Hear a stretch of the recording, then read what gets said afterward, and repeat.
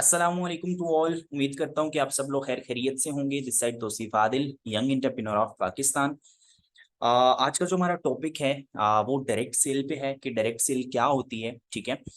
सो हम बिना टाइम जाया किए अपनी क्लास की तरफ, अपने सेशन की तरफ बढ़ते हैं। बिस्मिल्लाहिर्रहमानिर्रहीम। शुरू अल्लाह के पाक नाम से जो बेहद मेहरबान और रहम करने वाला है। जो टॉपिक है हमारा, उससे पहले उसको डिफाइन करने से पहले ये एक मॉडल मैंने आप लोगों के सामने रखा है जो कि बहुत इंपॉर्टेंट है। और ये एक बुक से लिया गया है जिसके राइटर हैं रॉबर्ट कियोसाकी। आई थिंक उनको सब जानते हैं, अगर कोई नहीं जानता तो उनको गूगल पे सर्च कर सकते हैं। ठीक है। ये एक मॉडल है जिसको ESBI मॉडल कहा जाता है। ठीक है। और पूरी दुनिया में जितना भी पैसा कमाया जा रहा है या काम किया जा रहा है वो इस मॉडल पे डिपेंड करता है।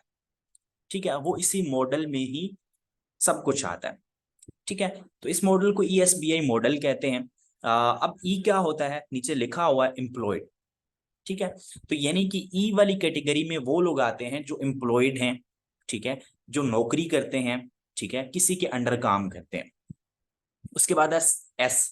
एस मीन होता है सेल्फ एम्प्लॉयड। सेल्फ एम्प्लॉयड कौन होते हैं? जैसे कि अगर किसी की अपनी शॉप है तो वो सेल्फ एम्प्लॉयड है। कोई रिक्शा चलाता है तो वो सेल्फ एम्प्लॉयड है। ठीक है। कोई गाड़ी चलाता है बुकिंग पे, वो सेल्फ एम्प्लॉयड है। तो इस तरह के जो छोटे मोटे काम हैं, अपने काम, वो आते हैं सेल्फ एम्प्लॉयड में। ठीक है। अब ये जो दोनों कैटेगरीज हैं, ई और एस, ठीक है, इसमें 95% लोग हैं। यानी कि 95% लोग या नौकरी करते हैं या सेल्फ एम्प्लॉयड हैं, यानी कि अपना कोई छोटा मोटा काम करते हैं। 95% लोग। अब जो वेल्थ लिखी हुई है ये पैसा है। इन दोनों फील्ड में 5% पैसा है और 95% लोग हैं। ठीक है। तो यानी कि अगर आसान लफ्जों में समझाऊं तो 5 रुपए हैं और 95 लोग हैं। 5 रुपए 95 लोगों में बांटे जा रहे हैं। और इन्हीं कैटेगरीज में आने वाले लोग आपने देखे होंगे, बल्कि हम भी हमारा भी जो बैकग्राउंड है या आसपास हम सब अगर देखें तो इसी कैटेगरीज में से हैं। तभी हमें जो है हम लोग फाइनेंशियली स्ट्रोंग नहीं होते। ठीक है। यानी कि 5 रुपए 95 लोग, 5 रुपए को 95 लोगों में बांटा जाता है। एक एग्जाम्पल दिया आपको। अब उसके बाद है B. B mean big business. ठीक है। जिनके अपने कारोबार होते हैं। ठीक है। कारोबार कोई भी हो सकता है। किसी की फैक्ट्री होती है, ठीक है, किसी का जो है वो बैंक होता है, किसी का क्या होता है, किसी का क्या। तो यानी कि जो कारोबार करते हैं, बिजनेस करते हैं, वो बी वाली कैटेगरी में आते हैं। अब बी वाली कैटेगरी में भी फिर आगे दो चीजें आती हैं। एक होता है जो फिजिकली बिजनेस किया जाता है और एक है ऑनलाइन बिजनेस। ठीक है। जो फिजिकली किया जाता है उसको ट्रेडिशनल बिजनेस बोलते हैं। ठीक है। और एक ऑनलाइन बिजनेस किया जाता है जिसका आजकल बहुत ज्यादा स्कोप है। अब उसके बाद चौथी कैटेगरी है आई। I mean investor. इन्वेस्टर कौन होता है? जिसके पास ऑलरेडी पैसा होता है, वो उसी पैसे को इन्वेस्ट करके उस पैसे से पैसा कमाता है। ये होता है इन्वेस्टर। ठीक है। अब इसमें लोग 5% है, ठीक है, और पैसा 95% है। और आप अगर अपने आसपास देखेंगे तो इसी कैटेगरी में आने वाले लोग आपको अमीर नजर आएंगे। ठीक है। जो बी और आई वाली कैटेगरी में आते हैं ये आपको अमीर नजर आएंगे। ठीक है। जारी बात है, जो नीचे एग्जाम्पल दी है उसी से आपको समझ आ जाएगी कि 95 लोग हों उनमें 5 रुपए बांटे जाएं तो सबको ज्यादा पैसे आएंगे, या 5 लोग हों और उनमें 95 रुपए बांटे जाएं तो 5 लोगों को ज्यादा पैसा आएगा। डेफिनेटली 5 लोगों को ज्यादा आएगा। और अपने पास आसपास आपने नजर दौड़ानी है, आपको यही लोग अमीर नजर आएंगे। ठीक है। तो अब डेफिनेटली हम भी ये चाहते हैं कि हम भी अमीर हों। ठीक है। और हम भी आगे बढ़ें। तो इन्हीं कैटेगरीज में से हम जो है कोई चूज करते हैं। तो अब अगर अमीर होना है तो हम ई और एस तो करेंगे नहीं। ठीक है। आई से हम वैसे निकल गए क्योंकि हमारे पास इतनी इन्वेस्टमेंट नहीं है। तो हमारे पास बचता है बी, कि हम बी वाली कैटेगरी में जाएं। अब बी वाली कैटेगरी में दो चीजें आती हैं, traditional business and online business. Traditional business के लिए भी आपको पहले पैसा चाहिए, यानी कि आपने एक फैक्ट्री खड़ी करनी है तो पहले आपके पास पैसा होना चाहिए ना। फिर आपके पास एक्सपीरियंस होना चाहिए, ठीक है, फिर आपके पास भरोसेमंद लोग होने चाहिए, ठीक है, फिर एक बहुत जबरदस्त और स्ट्रॉन्ग आइडिया होना चाहिए, फिर आप ट्रेडिशनल बिजनेस कर सकते हो। वहीं पे ऑनलाइन बिजनेस है, ऑनलाइन बिजनेस में आपको पैसा नहीं चाहिए, ठीक है। और भैया ये चीज मैं आपको बता दूं कि बिजनेस करने के लिए ये 15-20 हजार रुपए बिजनेस में जीरो इन्वेस्टमेंट समझी जाती है, ठीक है। लेकिन खैर ऑनलाइन बिजनेस में आपको पैसा नहीं चाहिए, ठीक है, आपके पास कोई एक्सपीरियंस नहीं है, फिर भी आप इसको कर सकते हो। आप जैसे इसको स्टार्ट करोगे आपके पास एक्सपीरियंस आएगा, ठीक है। भरोसेमंद लोग इसमें यह है कि आप जैसे जैसे काम करते हो तो आप खुद अपनी मर्जी के लोग जो है वो चूज करते हो, ठीक है, अपनी मर्जी के लोग आपके साथ काम करते हैं, इसमें कोई आपको धोखा नहीं दे सकता। अगर कोई भी आपके साथ काम कर रहा है वो काम को छोड़ता है तो उसको खुद को नुकसान है, ना कि आपको नुकसान है, ठीक है। उसके बाद आइडिया की बात है, तो यहाँ पे आपको आइडिया नहीं चाहिए। आप जिस भी कंपनी के साथ काम करते हो वो एक यही चीज हो गई कि आपको एक बनी बनाई रोड मिल रही है कि इस पे ऊपर आप दौड़ लगाते जाओ, ठीक है। सो ये एक मॉडल था जो आप लोगों को मैंने डिफाइन किया। अब जो टॉपिक है डायरेक्ट सेल, डायरेक्ट सेल क्या होती है, इसमें काम कैसे होता है, ठीक है, हमें ये बिजनेस क्यों करना चाहिए और इससे पैसे कैसे कमाए जा सकते हैं, ठीक है। तो सबसे पहले हमने समझना है कि डायरेक्ट सेल क्या होती है, ठीक है। अच्छा, ये है सेल्स स्ट्रक्चर, एक नॉर्मल सेल, डायरेक्ट सेल नहीं, ये एक नॉर्मल सेल का स्ट्रक्चर है, ठीक है। अच्छा, अब यहाँ पे लिखा भी हुआ है लेकिन मैं मजीद भी जो है ना यहाँ पे चीज बन रही है, ये फैक्ट्री है, यहाँ से कौन लेता है, होलसेलर, ठीक है, वो आगे किसको देता है, रिटेलर, और फिर हम खरीदते हैं रिटेलर से, यानी कि कस्टमर के पास जाती है चीज। अच्छा, अब अक्सर मैं एग्जांपल देता हूँ, जैसे एक पेप्सी की बोतल है ना, वो फैक्ट्री में बनती है टोटली 40 से 50 रुपए की, ठीक है। जब फैक्ट्री से उठाता है होलसेलर, ये क्या करता है कि 15 से 20 रुपए अपने ऐड कर लेता है। वो जो 40 से 50 की मिली थी वो जो है अब कितने की हो जाती है, 60 से 70 रुपए की। अब होलसेलर से जब ये रिटेलर लेता है तो इन्होंने भी तो पैसा कमाना है ना, ये क्या करते हैं 15 से 20 ये अपने ऐड कर लेते हैं, ठीक है।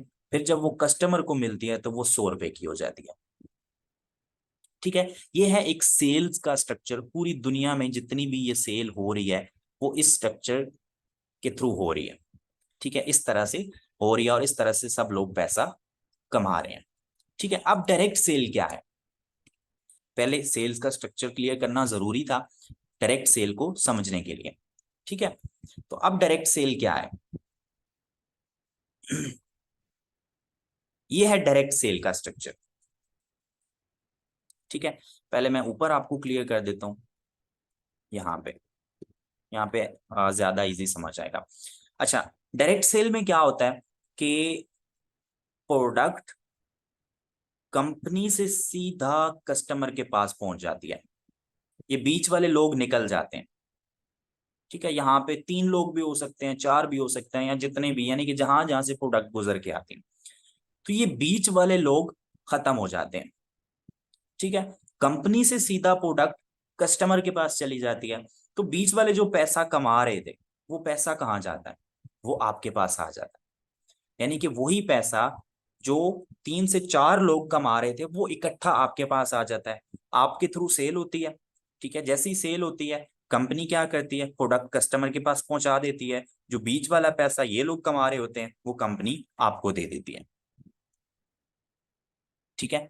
सो ये है डायरेक्ट सेल, ठीक है, डायरेक्ट सेल का स्ट्रक्चर ये है, ठीक है। अब ये चलता, ये स्ट्रक्चर किस तरह चलता है, अब यहाँ पे आप लोग ये जो देख रहे हो ना साथ वाला स्ट्रक्चर, बेसिकली ये बहुत बदनाम हो गया।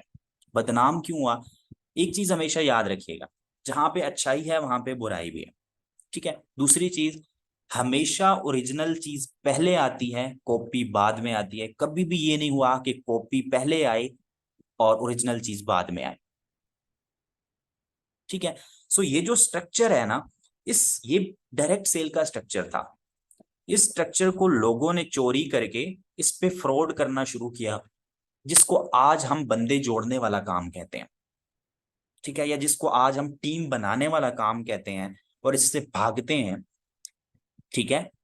वो बेसिकली इसीलिए कि इस स्ट्रक्चर को चोरी करके लोगों ने फ्रॉड करना शुरू कर दिया। वैसे ये डायरेक्ट सेल का स्ट्रक्चर था, ठीक है, लेकिन जब ये डायरेक्ट सेल आई ना, तो ये इस टाइम पे दुनिया का सबसे बड़ा बिजनेस है, दुनिया का। आप अगर गूगल करें, यहाँ पे मैंने करके भी रखा है, आपने गूगल पे सर्च करना है, ठीक है, 21st century fastest growing business in the world, ठीक है। यहाँ पे देखें क्या लिखा है, नेटवर्क मार्केटिंग, जिससे आज हम भागते हैं।